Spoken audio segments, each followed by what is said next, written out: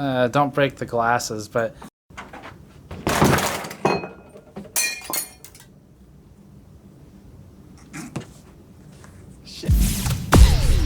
this Mini-ITX case is the Revolt 3.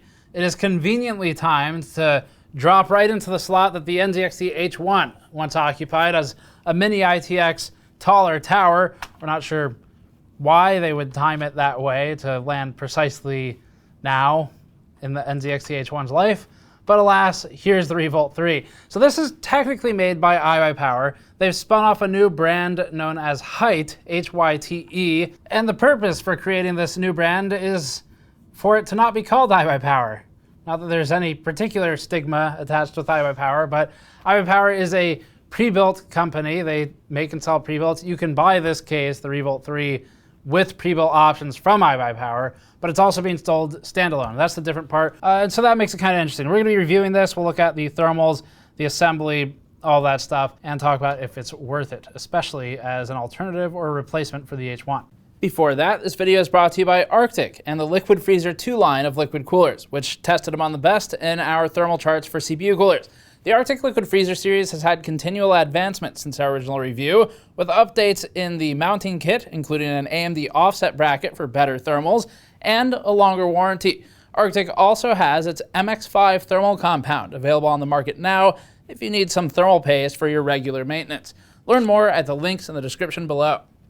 So the big difference with this and the H1, there are many differences obviously, but it will be compared to it because they look very similar. They've got the same punch a bunch of holes in a steel box and stand it up tall look to them, and that's fine. But the big difference here is it's a little bit larger, and that's because it doesn't have a riser cable. So there's no PCIe riser. They're still doing a pass-through for power, but no riser means that the primary fire hazard from the original H1 is gone.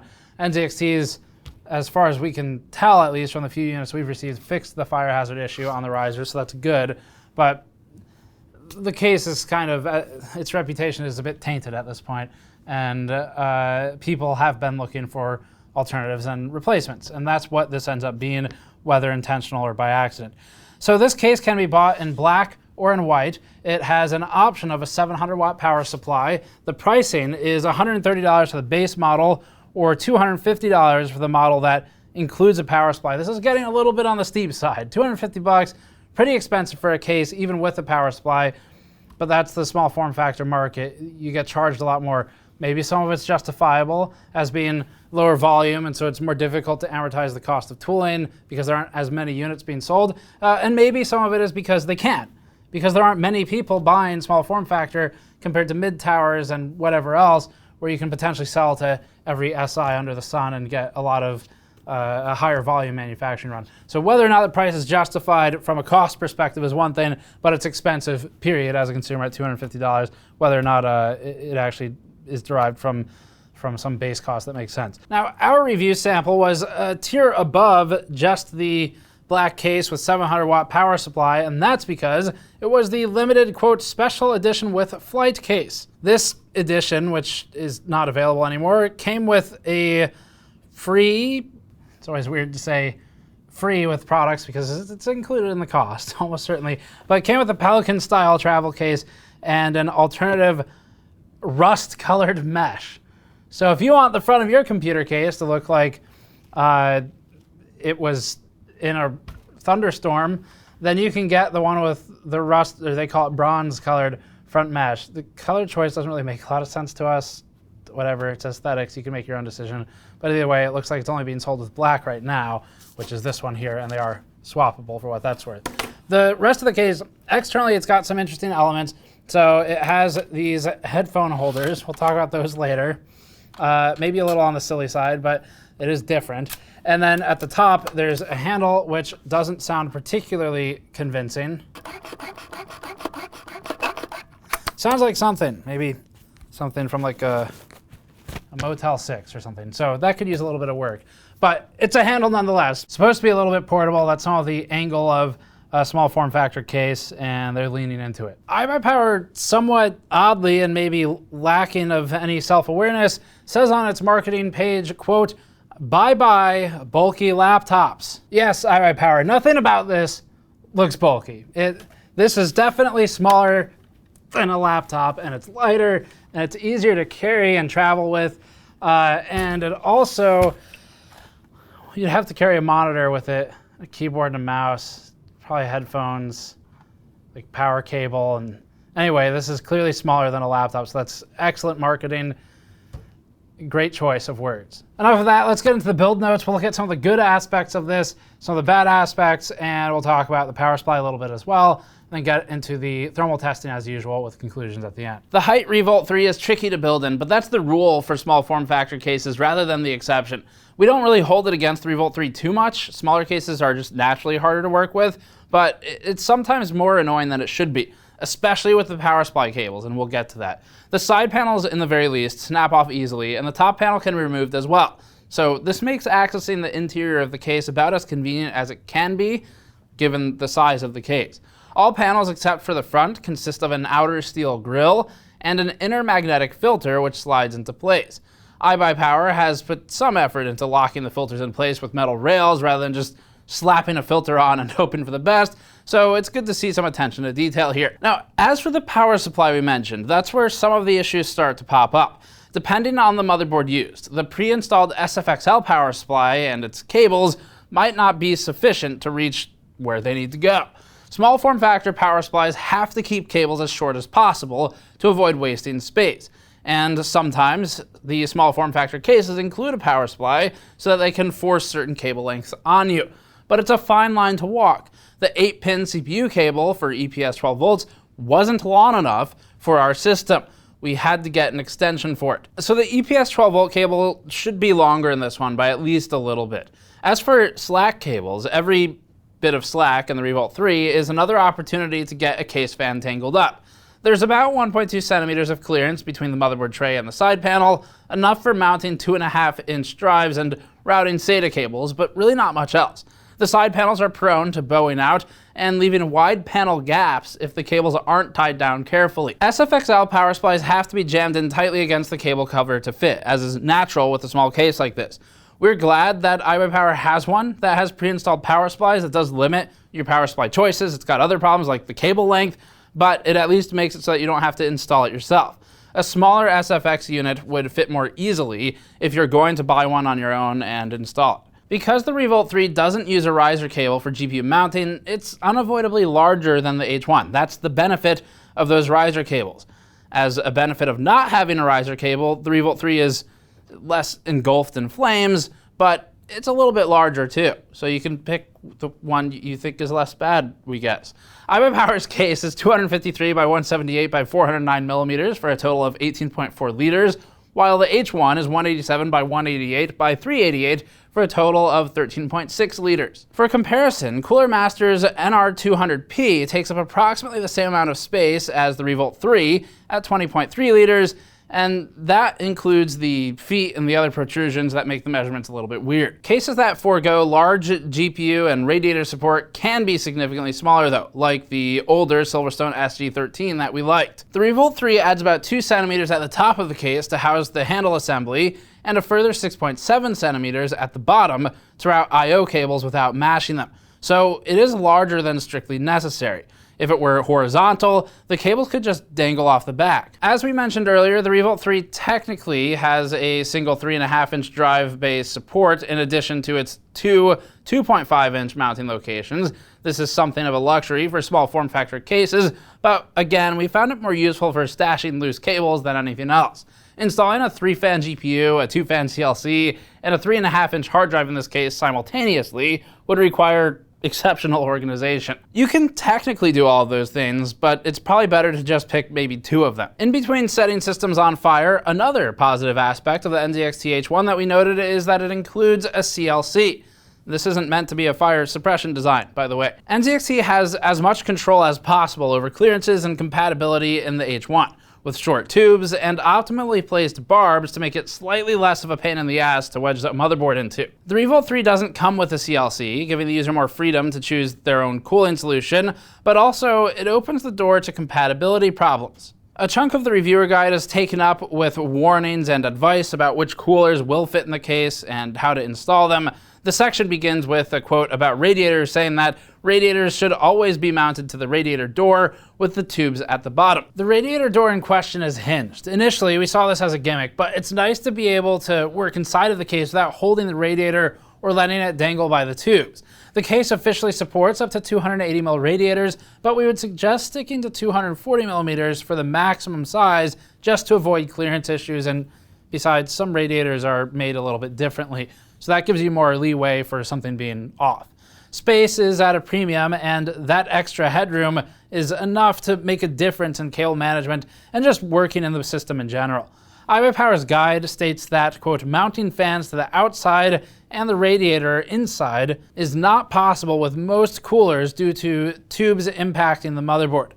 Putting the fans on the inside presses them, though, into the tubes and wires, so we would still suggest mounting the radiator on the inside if possible, or at least investing in some protective fan grills.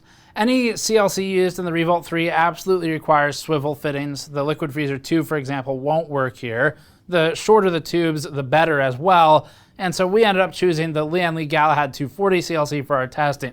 It just barely squeezed in without crushing the tubes, and again, it's really important that the fittings or the tubes where they secure to the pump block housing are able to rotate, because you're going to need that. There are two 80mm fan mounts at the top of the case, positioned to help with GPU exhaust. 80mm fans were once extremely common and can still be found on Newegg or Amazon, but even pre-builts tend to use 120s these days. As with most case fans, 80mm fans are typically 25mm thick. The 80mm fans in the Revolt 3, however, only have enough clearance to fit slim 80mm fans, like the ones found on some low-profile CPU coolers, such as those made by Silverstone. In addition, the two mounts overlap so that only one can be used at a time. We appreciate iBUYPOWER sticking fan mounts wherever they can fit, but don't count on being able to actually install a top exhaust fan. It can be done, but there are limitations, again, like only one at a time. GPU compatibility is good for a small form factor case, but rest assured, there are plenty of GPUs that won't fit. Like the Phantom GPUs that don't exist, those won't fit in here. But the 320mm length max listed by iBUYPOWER is a hard limit. You cannot do more than that. Ideally, the cards should be 315mm or less, just to give yourself some extra room so that they can be slotted in from the side of the case. This is because longer cards have to be dropped in from the top, and therefore they must also be thin enough to fit through the hole at the top of the case. We'd recommend installing the GPU last, as it partially blocks access to the interior and makes routing SATA cables extremely difficult or impossible on some motherboards. As with some other small form factor enclosures, 30 series Founders Edition cards aren't recommended, and this is per iBUYPOWER's review guide as well, as they exhaust heat in an atypical direction, and it's going to create a lot of heat buildup where you don't want it, just because it's kind of an unplanned for flow path. The top of the case contains a spring-loaded handle and two spring-loaded bars for hanging headphones or other accessories. The handle seems fairly sturdy thus far. iBUYPOWER says it will lift 30 pounds or 14 kilograms, half of which is the case and the power supply at 14 pounds or 6.3 kilograms. Built-in headphone holders are completely unnecessary and not particularly useful. They tuck inside of the handle's hinge, however, when not in use, so at least they're not taking up any space that wasn't already used by the handle. We do genuinely question the strength of the handle, especially over a longer period, so we would still support the case from the bottom and the top if carrying it. Front I/O is more important than usual in the Revolt 3, since rear I/O is hidden and inaccessible under the bottom of the case. With that in mind, it's usable but sparse.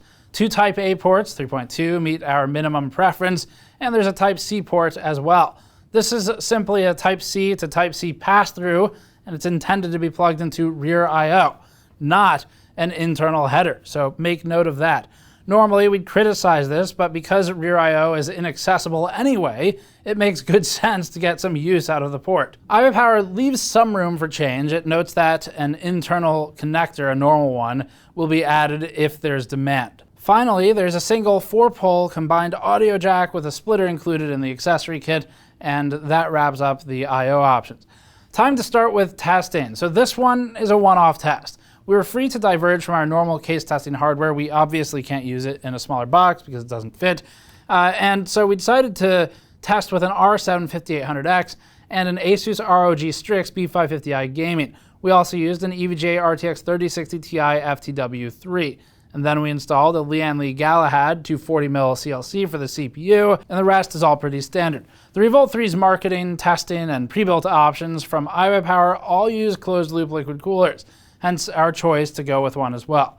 The case comes with no stock fans, and maximum clearance for coolers is 140mm, so air cooling isn't a natural fit. A downdraft cooler would require side intake, and side intake isn't optimal, as we'll discuss in a moment. So if we were to recommend this case at all, and we'll get there at the end, it would be with a liquid cooler, and that's how they're marketing it, so that's how we're going to test it. For our testing, we installed radiator fans as exhaust, with the fans mounted against the side panel and the radiator inside as a baseline. We don't often use pull configurations for radiators, but sandwiching the fans between the case and the radiator keeps them safe from both tubes and wires. We then did some additional tests. We did one without side panels, we did one with the radiator fans flipped to intake, we did one without any filters over the exhaust fans, and we did one with an 80mm exhaust fan installed over the GPU. And finally, we isolated the GPU and the CPU load tests for additional testing. GPU fans were set to 2450 RPM during all tests. The maximum speed we observed during the default fan curve is 2450, so that's why that was chosen.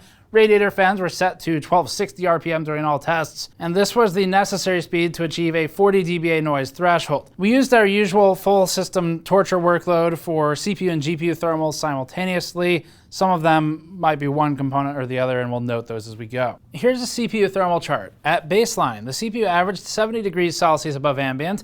Removing all of the side panels gave us another baseline result, which allows us to understand the total blockage of airflow created by the case. So that dropped us down to 62 degrees above ambient from 70, revealing some definite headroom for improvement and showing us the level of obstruction we're dealing with. Flipping the radiator fans around as intake didn't meaningfully change the result. Allowing the radiator to pull cool air from directly outside the case rather than through the inside of the case is normally better for CPU temperature, so the result makes sense here, and iBUYPOWER's own testing showed this as well. It's just not a huge change. The reason we didn't choose this configuration as our default is that it mixes intake and exhaust across the same panel, pulling hot air in from the GPU exhaust. That's potentially a problem. The mixed up airflow makes it harder to remove a filter as well. Intake filters are good and useful, but exhaust filters aren't particularly useful because you're trying to keep dust out and air is coming out of them anyway. Switching to a positive pressure configuration like this also has some serious effects on GPU thermals, but we'll get to that in a moment. Back to the filters. With our original configuration, the top and one side of the case are pure exhaust and can have their filters removed. Doing so dropped CPU temperatures even more than flipping the fans around did, down now to 67 degrees above ambient. And so we highly recommend picking a predictable airflow path for the Revolt 3 that you'll understand, and then removing any filters that stand in the way of the exhaust. Adding the 80mm exhaust fan above the GPU had no measurable effect on the CPU temperature, as the GPU is mostly isolated from the rest of the case and is sort of in its own independent chamber. CPU temperature is within test variance here. Finally, the CPU only blender test, meaning there's no GPU load in addition to the CPU load, resulted in an average of 61 degrees above ambient. That's better than the results without the side panels, and this is what you can expect if you're using something like Blender or something CPU bound. With the components in such close proximity, having a triple axial GPU dumping heat through its backplate and actively circulating hot air into the case has obviously a significant effect on the temperature of the neighboring components. Baseline for the GPU, looking now at the GPU temperature chart, was 44 degrees above ambient, and we did pick a relatively high fan speed. It was fixed and at the same speed the whole time, but it was at the high end of the curve. Removing the side panels brought that down to 39 degrees. The GPU is oriented so that its fans have access to an entire side panel for intake, with hot air directed out of a side panel on one side, back into the case against the motherboard tray on the other side, and to a lesser degree, up and out the top of the case. At least as far as the intake goes, there's good accessibility to air. Flipping the radiator fans around was awful for GPU thermals with our hardware. It's actually a really interesting result though. The average here jumped to 59 degrees above ambient, so that's a 15-degree increase, which is one of the largest increases we've seen in case testing from a single change that doesn't involve side panel removal. Flipping the fans creates a positive pressure setup, making it harder for the GPU to draw air in through the side panel and suppressing its only source of cool air. The degree to which this happens depends on a lot of factors, so the results will vary, like GPU size and fan speed, of course, but iBUYPOWER's results showed the same trends, just with different numbers. Radiator intake is bad for GPU thermals and good for the CPU and vice versa. We chose radiator exhaust because it made it easier to balance the thermals of the system as a whole, but if you were building your own system, we would say to prioritize GPU thermals given these two choices, since it's the more sensitive component, and the CPU did fine anyway. Removing the filters over exhaust fans was beneficial to GPU temperatures as well, although not as dramatically as with the CPU. Average temperature dropped from 44 down to 40 degrees as hot air was allowed to flow out of the case unobstructed. Now for those 80mm fans we talked about. This test was primarily intended to benefit the GPU. So we were disappointed to see that it only lowered the average temperature down to 42 degrees. The top exhaust slot is a bust. The fan, singularly here, must be 80mm and slim, and to have a significant benefit, you would have to run it at a noisy, whiny high speed. Ignore the 80mm mounts and focus your attention on buying higher quality other components like radiator fans. With the isolated firmware test, GPU temperatures actually climbed slightly up to 46 degrees average over ambient without any resources being borrowed by a Blender render. GPU temperatures have a large impact on CPU temperature in the Revolt 3, but the reverse wasn't true with our particular system and our airflow configuration. The CPU's heat is all shunted to the radiator, which then exhausts out the side of the case without a chance to interact with the GPU. All of that said, the Revolt 3 certainly positions itself in a way where it's easy to make fun of with some of the marketing and with some of the choices, but we don't have a wide array of small form factor cases to compare against. We don't do, as a matter of course, standardized reviews of Mini-ITX cases. We do them for ATX, and that's just because Mini-ITX gets too fully customized to where it's not as easy to transplant parts one to the next and keep it fair in a way that makes sense for each case tested. It's hard enough to do when it's ATX, and it's basically impossible in ITX, because if we chose, as we did, a 240 or a 280 or whatever CLC for one small form factor case, then we go to the next one, and it doesn't support that size radiator, you're not left with a lot of options. So you have to choose something that has the widest compatibility with the most cases, like a short tower cooler or a short downdraft cooler. And in those instances, you run into a box like this where that wouldn't be fair for the Revolt 3. So doing standardized Mini-ITX case testing is very difficult, and we just generally don't do it right now. But what we can do is we can standardize for a particular configuration or a box like this one, and then we can pull panels, move fans, all the stuff we did in this review. You get a good idea for the performance anyway, even though it's not comparative. So there are other cases you can look at. The Cooler Master NR200P isn't too far off in size. It is also fairly large as a Mini-ITX case, but it seems to be very well liked. We have one here. We've liked working with it relatively as well. So that's one to look at. The NZXT H1 at this point has, again, its reputation's a bit tainted from its past, and so whether or not they've fixed it, it's not going to change the fact that people feel a little uneasy about it at this point. And so this stands as probably the closest in visual style replacement to the NZXT H1 that doesn't involve a riser. Overall, this one is moderately less annoying to build in than the NZXT H1, so that's good. It's really not any more obnoxious to build in than any other Mini-ITX case, especially of about this size. They're all a little challenging to work with, but not in a way which is necessarily something that can be fixed because it's small, and that's the whole point of it. This does have support for large GPUs. It has a small handle that we did actually make use of. We'd have to do some serious actual load testing on it to feel full confidence in it, but most of this stuff is steel, so as long as you stay within the load limit, it should be okay. And then $130 for the base model, $250 including the power supply. That's where it gets steep. The power supply costs, you don't want to spend too little on a power supply, but $250 for not even a third of your computer feels kind of bad. It all depends on what you're buying, of course. And there are cases that we would think are worth spending $200 or maybe even $250 on in a certain use case. But it's more difficult to mentally rationalize that as a consumer, even if maybe the cost metrics as a business make sense, because you're looking at something that is smaller, it's simpler, and this is almost entirely steel. which is not particularly expensive compared to something like aluminum. Really though, ultimately the biggest downside is just managing the airflow, and that's something, the word managing being in there, something that you can control, or at least mostly control. So if you buy this, just plan out your airflow paths. We've given you some charts to point you in the right direction. Every build's gonna be a little different, but most of them will follow the same basic principles. So we've given you that data. Airflow takes some special management to keep thermals under control. The case is not friendly towards CPU air cooling. You'll probably want to go with a liquid cooler almost certainly, and it has to be a certain type. We talked about that earlier. And so overall then, we don't hate the case. We don't particularly like the case. It's not something we're going to go out of our way to recommend like we did with the Fractal Torrent, where we really strongly recommend it. Completely different category of case, but that would be the contrast in terms of our opinions, where that's at the strong recommendation area. Not many cases are there. And then you have something like maybe the H1 or maybe the Abkin Core Ramses that we really, really hated at the other end. And this isn't in either of those ranges. It's just kind of, if you like it and it fits the looks that you want and it fits the components that you want, it seems fine. We don't hate it.